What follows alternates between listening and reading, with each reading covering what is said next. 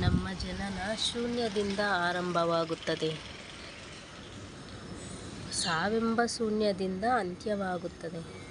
ಆದರೆ ನಾವು ಹೊತ್ತು ತಂದದ್ದೇನೂ ಇಲ್ಲ, ತೆಗೆದುಕೊಂಡು ಹೋಗದ್ದು ಬೇರೇನೂ ಇಲ್ಲ. ಇರುವಷ್ಟು ದಿನಗಳೆಲ್ಲ ಸುಖ ಸಂತೋಷದಿಂದ ಜೀವನ ನಡೆಸಬೇಕು. ಎಲ್ಲರ ಜೊತೆಯೂ ಖುಷಿಯಾಗಿರಬೇಕು.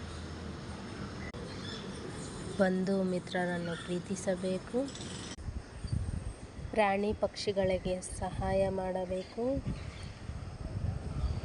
ಊಟ ಹಾಕಬೇಕು.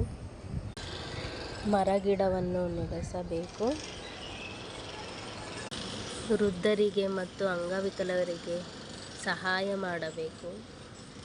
ಸುಖ ಸಂತೋಷ ಜೀವನ ನಡೆಸಬೇಕು. ಸಾವು ಎಂಬ ಅತಿಥಿಯನ್ನು